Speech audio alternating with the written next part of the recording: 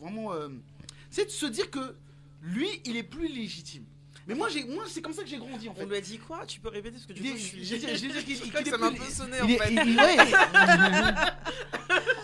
Moi, c'est comme ça que je vois les choses. C'est-à-dire que. Non, on lui a dit quoi? Je vais donner un exemple très simple. T'es un Le français de deux. On lui a dit quoi? Ils ont dit qu'il était français de 2e degré. C'est ce qu'ils lui ont dit. Il avait quel âge en plus à cette époque-là?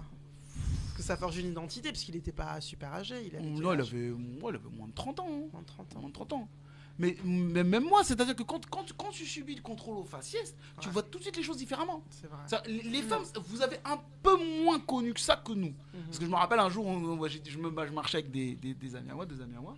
Il y en a un là, il avait eu son bac, c'était un intello pas possible. Mais comme c'est à l'époque du hip-hop, on a le style un peu hip-hop, des bottes qui montaient et tout ça. Et donc les policiers nous voient, il y en a un, il nous voit, il dit vous là, il nous a collé contre le mur, comme dans les films où il y avait des gangs là, on était contre le mur comme ça. Mais nous on n'était pas super choqués parce qu'on savait pourquoi il nous contrôlait. Et je me rappelle, j'avais les serviettes McDo. Après le gars il a dit allez, c'est quoi? Il a dit c'est quoi dans tes poches? Il a dit montre ton. À l'époque il y avait les Walkman. Enlève la cassette pour voir s'il y avait quelque chose dedans. J'ai enlevé la cassette, j'ai tout fait, tranquil. Après il m'a dit tiens reprends tes serviettes de bain. Et quand il parlait des serviettes McDo, il m'a dit reprends tes serviettes de bain.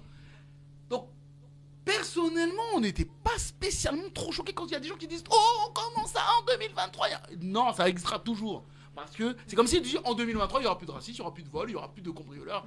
Il y aura toujours ça. Donc c'est pour ça que quand mes amis et moi, on n'a pas subi ça qu'une seule fois. Quand ça t'a subi ça, je le subis beaucoup moins maintenant, mais quand tu as subi ça, on te met clairement dans une case où, bon, tu es français, mais pas trop. En gros, c'est comme ça que moi j'ai pris les choses. Donc, je me reconnais toujours comme français, mais d'origine africaine et banlieusard. Et donc, ce qui se passe, c'est que c'est pour cette raison que je me suis dit que si tout a été quand même pas évident pour avoir un appartement, il y a des périodes, bon, beaucoup, ça c'est beaucoup moins maintenant, mais les choses se sont quand même beaucoup améliorées. Mais quand tu as connu tout ça, c'est-à-dire qu'aujourd'hui, tu as du recul sur tout ça. C'est-à-dire que tu sais que, ok, il y a la retraite, tu sais que je suis dans le même état d'esprit, je dois construire ma retraite.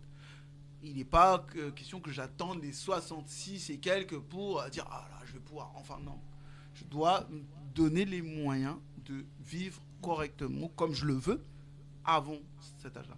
Et je le vis aussi comme vous parce que je me dis que voilà, on est passé par des difficultés, on a traversé tellement de difficultés, on a construit, on a surmonté des choses qu'on se dit aujourd'hui aussi, on est capable de faire ça, on est capable d'entreprendre, on est capable d'être indépendant, parce que on s'est dit que si aussi toutes ces difficultés nous sont tombées dessus, on a réglé tellement de difficultés, pourquoi pas entreprendre, pourquoi pas créer des projets, créer des opportunités. Aujourd'hui, ce que tu fais, vous êtes toutes les trois dans l'entrepreneuriat. Donc, est-ce qu'il y a aussi peut-être tout ce parcours qui vous a, qui à un moment vous a peut-être aussi dit qu'il y a un moment, non, ça pouvait peut-être pas continuer comme ça parce que peut-être certaines difficultés ou c'est vraiment par passion. Moi déjà je me différencie quand même un peu de elle parce qu'elle disait qu'elle se sentait pas forcément française. Je veux pas trop faire de bêtises, mais elle se sentait plus africaine que française. Tu vois, moi par exemple, non, moi j'ai vraiment le sentiment d'avoir une culture métissée. Quand je vais au Cameroun, sur certains points, je me sens quand même en décalage, tu vois. Je sens quand même que j'ai grandi ici et que j'ai pris certains codes d'ici, littéralement. Et au Cameroun, la culture, elle est quand même un peu différente. Il y a le droit d'aînesse, il y a aussi, dans la gestion du business, il y a une manière de gérer les choses qui est un peu différente. Comment tu décrirais la façon de gérer ton business ici, déjà, en tant que femme, c'est compliqué, en fait. Quand tu es une femme et que moi, par exemple, j'aimerais beaucoup, un jour, si je peux acheter un terrain, moi, les premières remarques qu'on me disait, c'est pourquoi tu veux acheter un terrain alors que tu es une femme? Tout le monde ne fonctionne pas comme ça au Cameroun, ça, on va pas. Mais on t'a posé cette question quand même. Mais on m'a quand même posé la question. Alors que une question qu'on t'a pas posée ici. Non, ici, ici, il y a quand même encore des fois quelques remarques, mais moi, je suis quand même dans une démarche où moi, je dis aux femmes, non, les filles, vous pouvez investir, sur les marchés financiers, acheter un appartement, un deuxième. Enfin, tu vois, je fais venir des experts en immobilier pour leur expliquer comment elles peuvent acheter des immeubles. Enfin, tu vois. Et elles sont déjà dans une autre mentalité. Alors que, par exemple, au Cameroun, j'avais parlé avec certains entrepreneurs, ils étaient complètement en désaccord avec le fait que je ne parle qu'aux femmes. Parce qu'ils avaient l'impression que oui, mais attends, si tu les éduques sur la partie financière, qu'est-ce que tu fais pour les hommes? Je lui dis, mais moi, je laisse les hommes parler aux hommes. Les femmes, elles ont besoin aussi. La représentativité compte. Je me suis rendu compte qu'elles ont besoin de voir quelqu'un qui leur ressemble, ou même pas forcément une noire, mais une femme. Pour lui dire c'est possible, pour leur dire que c'est possible. Donc je dis, bon, bah, il y a plein d'hommes qui font ça. Moi, j'essaye de m'adresser aux femmes parce qu'en plus, je peux comprendre leurs problématiques, les grossesses, les hormones, la fatigue, les symptômes prémenstruels qui font que des fois, tu n'as pas la même énergie. Tu ne peux pas forcément commencer à calculer tous les taux de rentabilité quand tu as mal au ventre et que tu es allongé dans le noir pendant 3 jours, tu vois. Et ça, c'est un investisseur, il ne va pas forcément avoir ce genre de choses. Antoine, non, il va pas pour ça. Donc du coup voilà, déjà en tant que femme, voilà, c'est pas pareil. Et puis même le fait que je sois d'origine camerounaise, les hommes ils ont l'impression que voilà, si je parle à leurs femmes, elles vont avoir une éducation que j'ai fini par réaliser que eux n'avaient pas forcément. Il y en a beaucoup qui sont comme toi, tu vois. Moi je les éduque elles, mais j'avais pas forcément l'impression que finalement un tel niveau de pédagogie était vraiment existant chez les hommes. Donc du coup, c'était comme une forme d'injustice. Et c'était, ah mais non, mais tu vas leur apprendre à gagner de l'argent et nous, elles vont nous quitter. Enfin, tu vois, il y avait tout de suite cette peur-là que je retrouvais beaucoup plus dans la communauté afro, que je ne retrouve pas forcément ici, tu vois.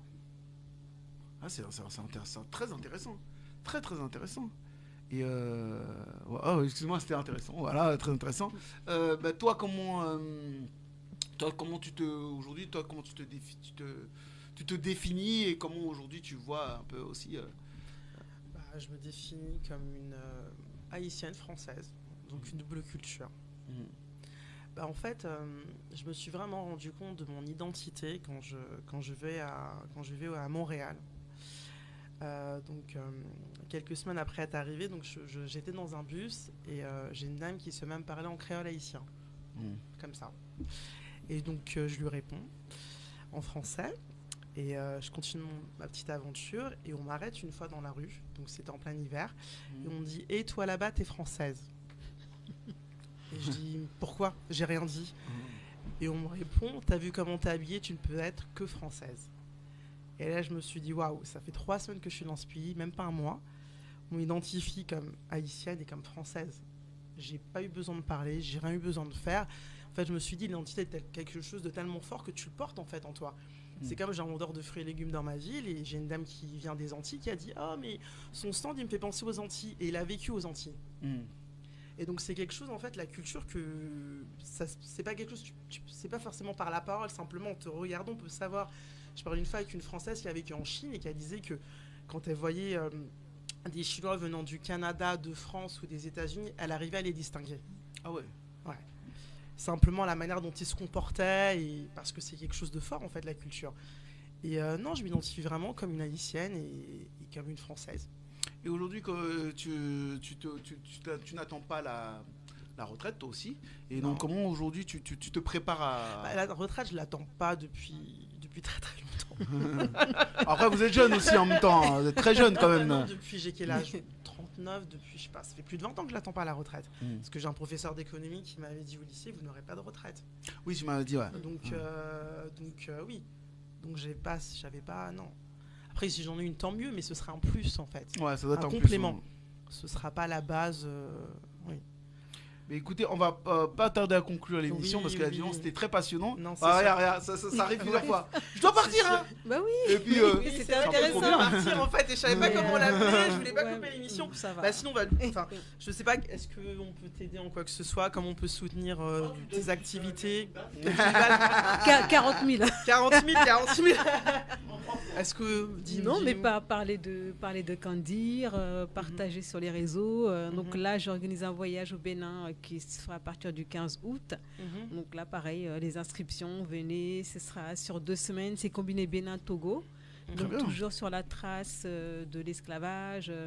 Donc avec une association là-bas qui nous a invités aussi, qui s'appelle CECOM 23, l'association qui organise la cérémonie sur la plage le 23 août. Donc voilà, parler de ça. Et puis venez, inscrivez-vous. Donc on voyage, il y a la gastronomie, on rencontre la population locale. Très intéressant. On fait énormément de choses. Mais tu as rajouté une destination cette année? Oui, le Togo. Parce que c'était que le Bénin. C'était que le Bénin. Togo. Très bien. Voilà. Et quand est-ce qu'aura lieu ton prochain parcours du coup de mémoire et partage?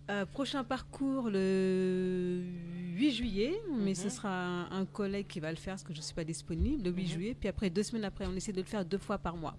Le samedi. Samedi. Puis on fait aussi pour les groupes ponctuellement sur demande, des groupes à partir de 10 personnes. On peut choisir dans la semaine, en journée ou en fin d'après-midi comme il fait beau plus tard, plus jour. Super. Est-ce que tu es présente sur les réseaux? Alors, je suis présente sur LinkedIn, donc Très bien. Laurine Gomis, ma page personnelle. Oh, le vrai nom de mon Jack, ça. C'est vrai, Ah, y a c'est pas le que Mendy, nom de Gomis, Jack. faut faire un effort quand même. Gomis sur LinkedIn. Est-ce que tu es sur d'autres réseaux que tu souhaites Kandir partager? sur LinkedIn. Comment tu l'écris, Kandir? Alors, K-A-N-D-E-E-R. Donc, ça signifie la tradition, la coutume en Mandjak. D'accord, super. Voilà. Félicitations, on peut l'applaudir. Bravo.